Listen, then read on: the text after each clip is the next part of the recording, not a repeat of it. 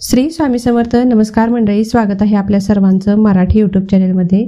स्वामींच्या चरणी एवढीच प्रार्थना करते की स्वामी कृपेने तुमच्या मनातील सर्व चांगल्या इच्छा लवकरात लवकर पूर्ण होत. चैत्र महिन्यामध्ये आपल्या कुलदेवीची ओटी का भरावी, कशासाठी भरावी आणि ही ओटी भरल्यानंतर नक्की काय होतं, जीवनामध्ये कोणते बदल होतात आणि ही ओटी भरत असताना कोणत्या अशा चुका करायच्या नाहीत, कोणत्या महिलेने ही ओटी भरायची नसते, याबद्दलची संपूर्ण माहिती मी आजच्या व्हिडिओमध्ये देणार आहे. तेव्हा हा व्हिडिओ स्किप न करता शेवटपर्यंत नक्की पहा. आपण या चॅनलवरती नवीन असाल, आपल्याला या चॅनलवरचे व्हिडिओ आवडत असतील, माहिती महत्त्वपूर्ण वाटत असेल तर नक्कीच आपलं चॅनल सबस्क्राईब करा. सोबतच बेल आयकॉनला देखील प्रेस करा की ज्यामुळे असेच माहितीपूर्ण व्हिडिओचं नोटिफिकेशन सर्वात आधी तुम्हाला मिळेल आणि तुम्ही कोणताही व्हिडिओ कधीही मिस करणार नाहीत. प्रत्येकाची कुलदेवी ही वेगवेगळी असते. ज्यांना कुलदेवी माहीत नाही ते देखील लोक जर चैत्र महिन्यामध्ये त्यांनी जर देवीच्या नावाने, म्हणजे तुमची कुलदेवी कोणतीही असो, ओम कुलदेवताये नमः तुम्हाला माहीत नाही तर ओम कुलदेवे नमः किंवा ओम कुलदेवताये नमः असं म्हणून जरी तुम्ही ओटी भरली तरी सुद्धा ती स्वीकार करते. पहा, शब्दांच्याकडे देव पाहत नाही. देव जो असतो ना तो भक्तीला भुकेलेला असतो. देवाला सर्वश्रेष्ठ ही भक्ती असते. तुम्ही काय काय आणताय त्याच्याशी काही घेणं देणं नसतं. तुम्ही किती प्रेमाने आणताय ना त्याच्याकडे त्याचं सगळं लक्ष जे असतं ते वेधलं गेलेलं असतं. याच्यासाठीच आपल्याला जे काही करायचं आहे ते अगदी मनापासून करायचं आहे आणि यामुळे आपल्याला खूप अनन्यसाधारण असे लाभ भेटणार आहेत. प्रथम लाभ जाणून घ्या. तुमच्या घरातील वास्तुदोष हा दूर होतो. तुमच्या घरात जर खूप भांडणे असतील, आजार असेल, वास्तुदोष असेल, पितृदोष असेल, मुलांचा एखाद्या ठिकाणी जॉब लागत नसेल, मुलं ऐकत नसतील, त्यांची लग्न होत नसतील, घर बांधायचं आहे मात्र काम पूर्ण होत नसेल, तर अशा ज्या काही अडचणी असतील त्या सर्वच्या सर्व मार्गी लागत असतात आपण ही छोटीशी सेवा केल्यामुळे. प्रथम तर आत्ता सध्या ही चैत्र नवरात्र चालू आहे.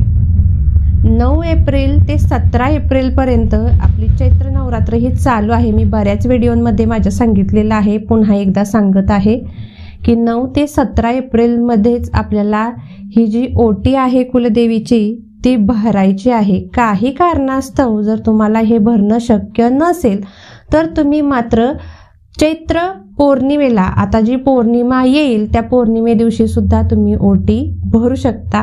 ही जी ओटी आहे ती आपल्याला कुलदेवीच्या नावाने ही भरायची असते. एक तर तुम्ही कुलदेवीच्या स्थानावरती जाऊन भरू शकता किंवा कुलदेवीच्या स्थानावरती तुम्हाला जाणं जमणं शक्य नसेल तर अशा वेळी तुम्ही तुमच्या घरामध्ये देखील ही ओटी भरू शकता. दोन्हीपैकी कोणत्याही ठिकाणी तुम्ही ओटी भरायची आहे.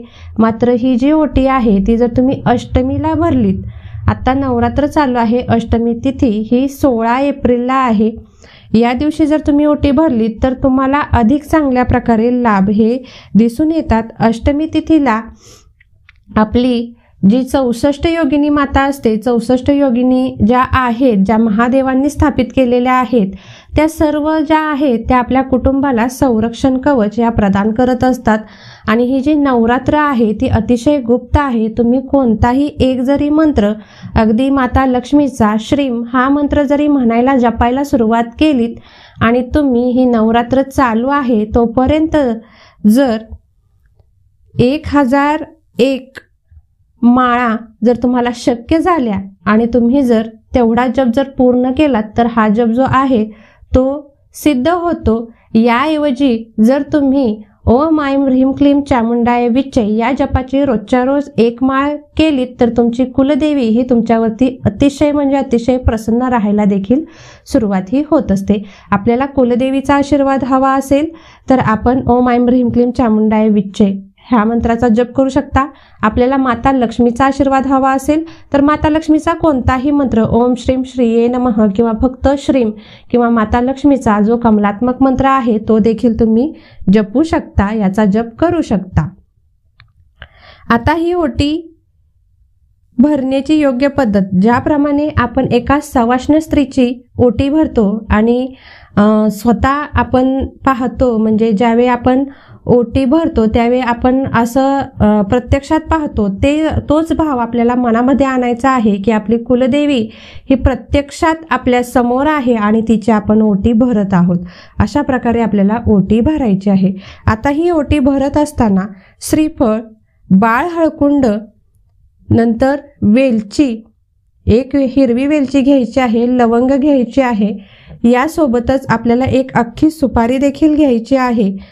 आणि आपल्याला प्रयत्न करायचा आहे की हिरवी साडी आणि लाल ब्लाउज पीस घेण्याचा प्रयत्न करायचा आहे. असं जर नाही करू शकलात तर तुम्ही कोणत्याही साडीने ओटी भरलीत तरी देखील चालेल. आता ही ओटी जर तुम्ही घरात भरणार असाल तर तुम्ही घरात भरू शकता.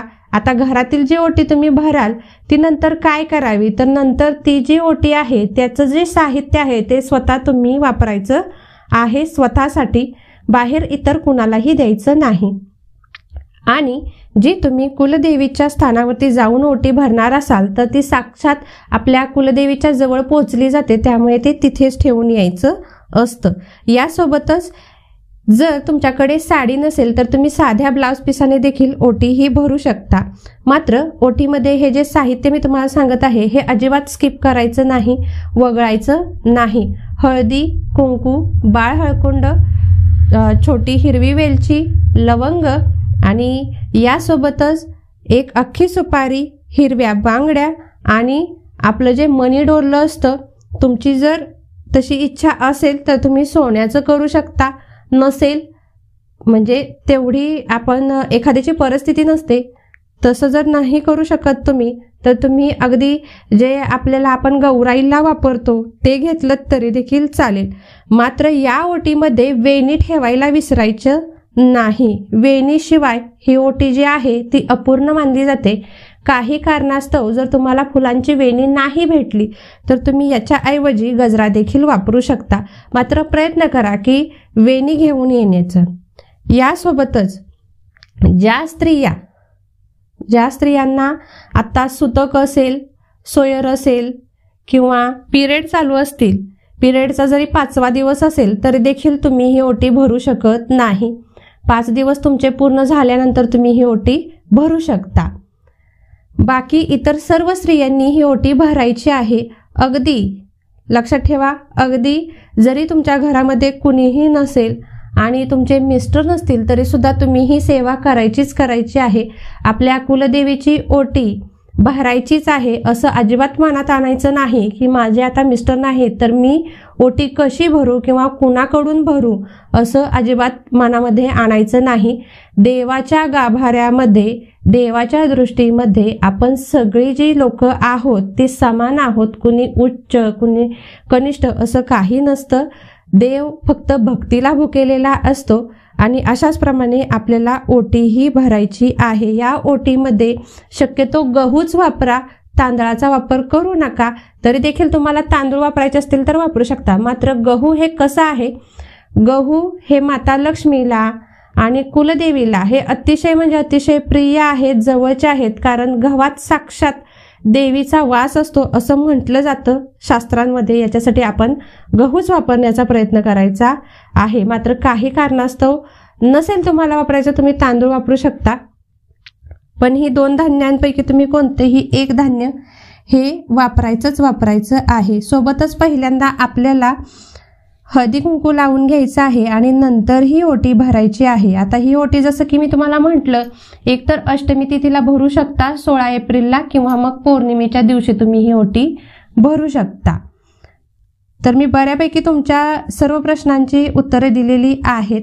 यासोबतच आपल्याला एक महत्त्वाचं काम करायचं आहे, ते म्हणजे पानाचा विडा. गोड पानाचा विडा आपल्याला कोणत्याही दुकानामध्ये जिथे पान भेटतं त्या ठिकाणी जायचं आहे आणि त्यांना म्हणायचं आहे की गोड पानाचा विडा हवा आहे, जो देवीला अर्पण करायला लागतो असा बनवून द्या. मग ते बनवून देतील आणि तो विडा देखील आपल्याला या ओटीसोबतच ठेवायचा आहे.